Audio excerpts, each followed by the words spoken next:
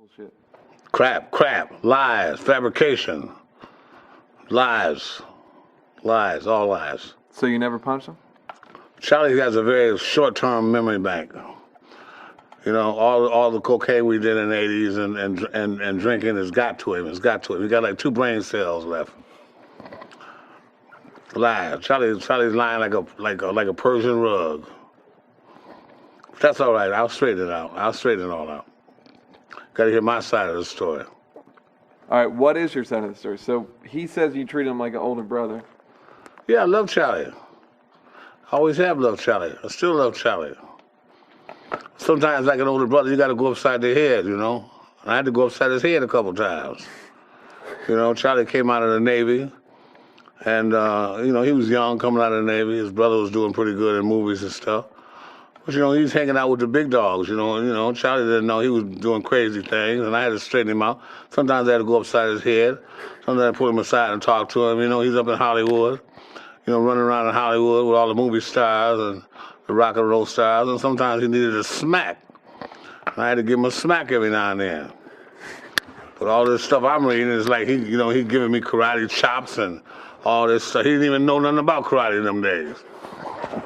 Kicking me and smacking me, and I'm crying like a bitch and all this kind of stuff. Come on now, you see Rick James crying like a? Come on now, let's get this story straight. What else? Come on now, what did he have to say? What made you punch him? You remember punching him? Yeah, I remember smacking him a couple times. I remember putting this ring upside his head one time. He wore my logo. This ring right here. But he calls it the Unity ring. But really, you know, I had 2 rings, okay? Now, the Unity ring was a round one with a point. Now, if I had to put that one upside his head, it would have stuck in his head, and it would have stuck in his head forever. This is the ring that went upside his head. It was a heart and the wings, okay?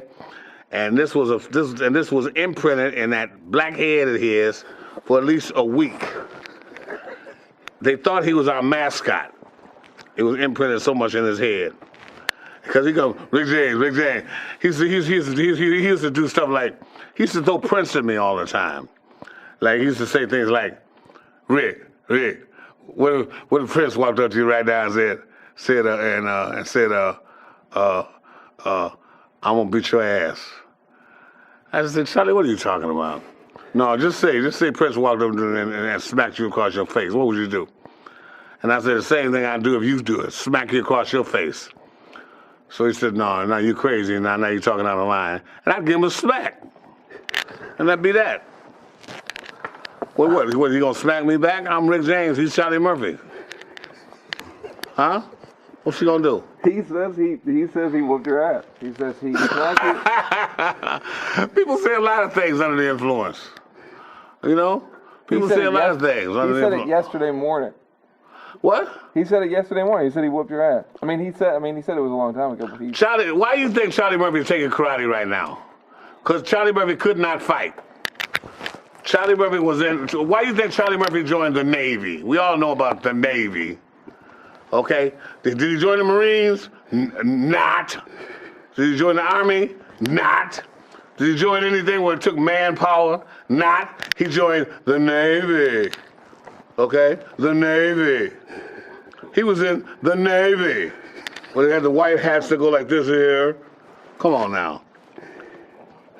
Charlie Murphy couldn't whoop me in them days. Charlie Murphy would stand a chance of whooping me right now because I'm older and he's taking karate. That's why he's taking karate. Charlie got beat up a lot. Charlie got beat up a lot.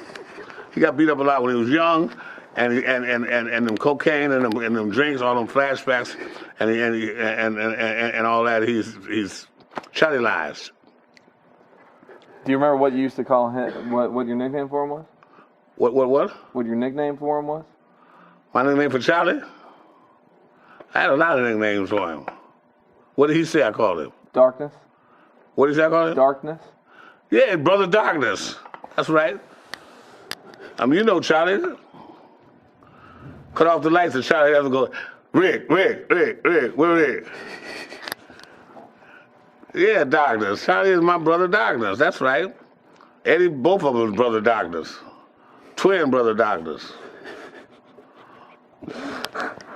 All you hear from Charlie is, You know, all you hear is that voice. All I used to hear is that voice that used to constantly irk me. Rick, where Rick James?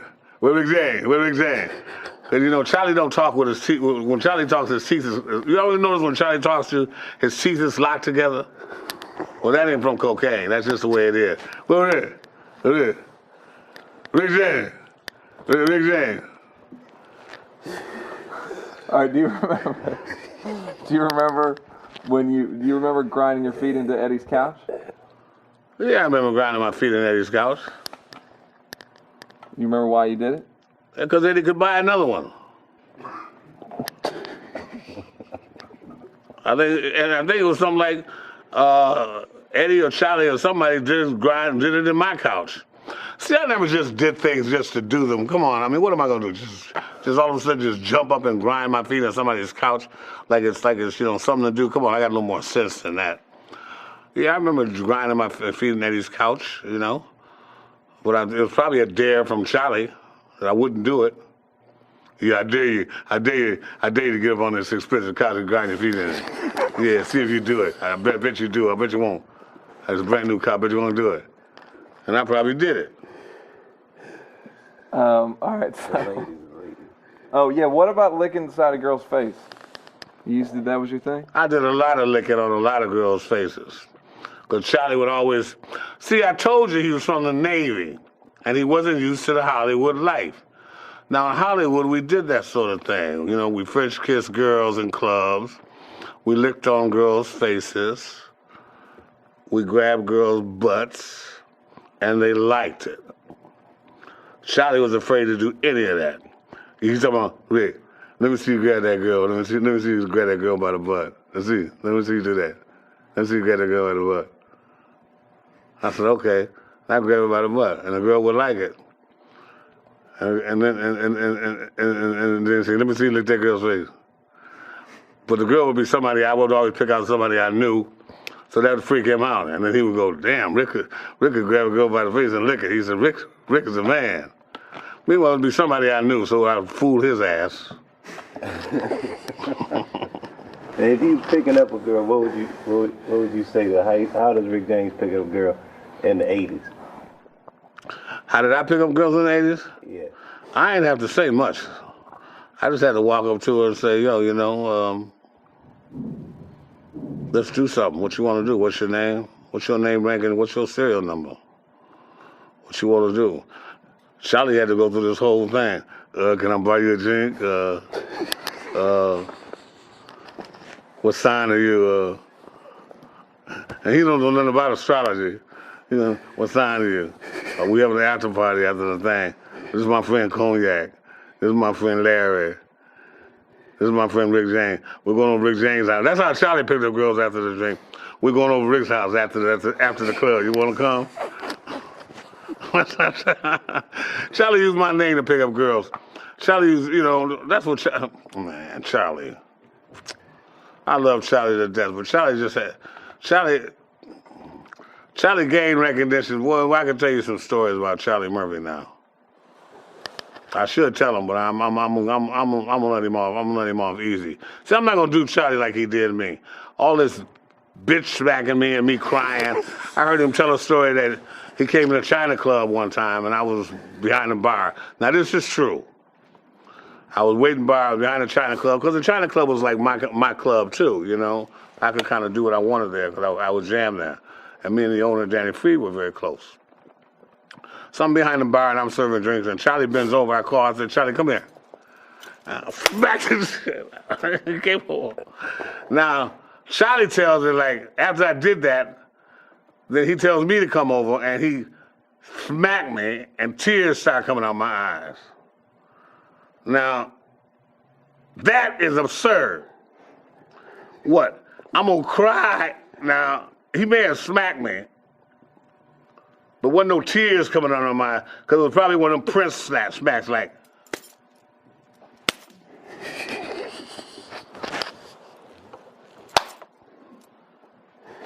Smack me like that. Because he knew better, because, you know, he knew I'd throw him up with him.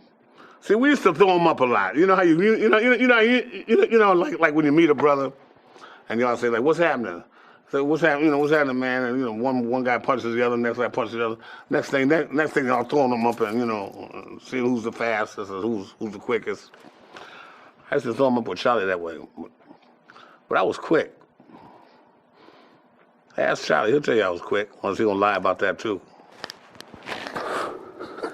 He probably gonna lie about that too. So you're saying he never whooped your ass, he never karate kicked you? Charlie Charlie whooped my ass in his dreams. I told you, Charlie had delusions of grandeur in his head. I'm telling you what's happening. Why Charlie taking karate right now. My son is taking karate, okay? He's 11. This is like a late in the years for somebody to be taking karate, don't you think? My son is taking karate so that he don't get his ass whooped when he gets to be Charlie's age. Charlie is taking karate because he got his ass whooped enough when he was young. Think about it. Think about the ideology behind the whole thing. Don't you think Charlie's a little old to be taking karate? He probably taking it with the little kids. You probably got little kids doing katas. Kick, throw punches, and dojos.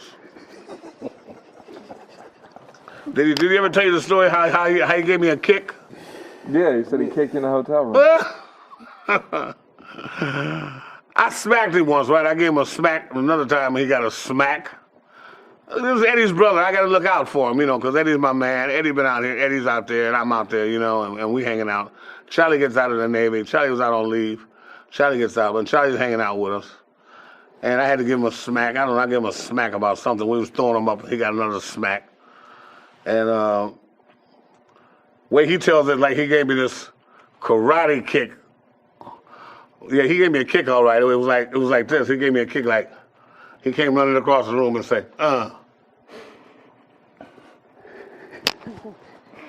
And that really hurt, duh. He'll tell it like he gave me some kind of Bruce Lee cross kick or something, you know, like, yeah. Charlie whooped my ass. Oh. That imprint is probably still on his head from this ring. That's why I wore this ring. I wanted him to have memories of it. Because every time he looks at this ring, he remembers that imprint that stayed on his ass for a week. Can you imagine walking around with a heart and wings on your forehead? Can you imagine that? Think about it. Not a pleasant thought.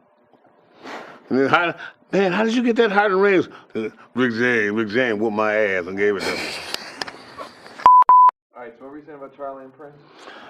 There's this story that goes around Hollywood to this day about this basketball game that went down by this little short androgynous skirt, high heel, fishnet stock going, wannabe man type human being, and Charlie and them playing in basketball. You know, I don't even want to mention his name and give me no credit, right? He calls himself matter of fact, he don't change his name. He don't even have a name, so it don't even make no difference. He got some kind of sign. You know? Anyway, Charlie done played him some basketball. This I'm just showing you where Charlie and them is at. I'm showing you all this masculinity that beat Rick up. Okay? All this masculinity we talking about. Now he played this little thing who ain't 4'9", some basketball. They challenged each other. It was like the shirts versus the blouses, Charlie called it. Do you know that this little thing beat Charlie and them in high heel stilettos? Can you imagine? And then when it made pancakes for him. I wouldn't even tell nobody that. I wouldn't even tell nobody. And Charlie was talking about, we played physical basketball, and he went and beat us. And we called it, he said he was whipping all over the court. We couldn't stop him. He's like Albert Iverson. Albert Iverson, my ass. I would have tripped that little sucker up so bad, that little, shit. He would have made it to the hoop. he would have played another gig, I would have broke him up. So I would have broke him off something so hard. But that's what I'm talking about. That's Macho Charlie for you. He probably slam dunked on Charlie in his face. 4'9". How could you imagine a 4'9" beating a 6'1" brother? Black Nubian king, a little 4'9" androgynous wannabe, don't know what color he is, beating Charlie in basketball. I was so ashamed of Charlie I didn't even talk to him for 2 years. Pitiful. So every time I see Charlie, I go, ooh! Just to let Charlie know I remember it. I want Charlie to see this ring. I want him to know this ring is the part of his life. It will always be a part of his life. And when he gets his purple belt or his blue belt or black belt, I'm gonna go upside his head again, just to see if he learned anything from that karate. And I bet you I put another engraving on his head. Charlie said, what's your opinion of going too far? Going too far? I think going too far is drawing blood from a friend or embarrassing a friend in front of his old lady, or hurting a friend where they have to go to the hospital, or something like that. You know, if I think suckering a friend with your fist. See, anything me and Charlie did to one another, whatever we did to one another, you know, whether my memory banks recall it right, or whether his memory banks recall it right, whatever we did open-handed. Other than the ring part. I mean, but that was an accident. I mean, you know. I mean, well, that was an accident. If I would have hit Charlie and say knocked out one of his teeth, that would have been Rick going too far. Charlie would have said, well, you're going too far now. But his tooth would have been knocked out, see? So I would have gone too far. You know, if I would have busted his eye where his eye was hanging out the socket, you know, he would say, well, Rick, you really gone too far now. You know, my eyeball hanging out my socket. See, Rick? Now, what you gonna do? What you gonna do? What you gonna do? You gonna fix it? Is your insurance gonna cover it? He'd come with some old crap like that. That's going too far, man. He said back in the day, he used to have ladies do whatever you want. He see in the hotels where you had like as many girls you want, and they do whatever you want. Well, what was he doing? Twiddling his thumbs? Charlie had a reputation. Charlie was told by some people about women not to even go to leave, for Charlie to leave him alone.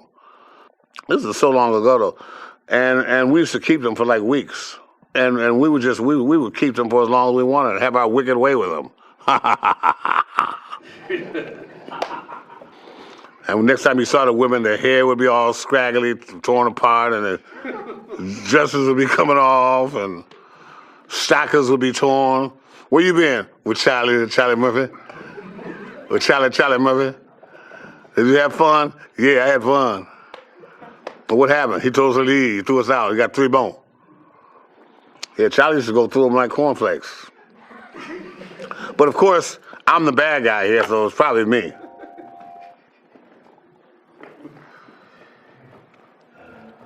Charlie will tell a lie. Don't think he's like, you know, he's like the angel. Don't think, you know, what he say is gospel. Because when it comes to me, he gonna tell a lie. I'm just gonna try to keep it real, you know, like my songs. I'm gonna try to keep it real. But see, there's one thing about me and Charlie. To this day, all the little scraps and all the little things that we've been through since the '80s and all that stuff, we still have a big amount of love for each other. I love Charlie Murphy. And I can really say that I love Charlie Murphy. I love Charlie's mama. And I love Vernon. I love his brothers. And I love Eddie. And I love the whole family. But Charlie holds something special to me more than any of them. Because me and Charlie done had it out. With as much as me and Charlie done had it out, you would think that two people would never even talk to each other no more. Because most of the time, the way we done went at each other, basically two people would never even want to be around each other. But we'd have it out, smack each other upside the head, smack each other in the face, punch each other in the chest, kick each other. I mean, can you imagine 2 grown men doing this? Cocaine's a hell of a drug. And we say, well, the next thing you know, we hugging and having a drink. And now here I am on this show, singing for Charlie Murphy. I must be crazy. And I don't even do cocaine anymore. I must be losing my mind. Reminiscing about Charlie Murphy talking about kicking my ass. Ain't that a B?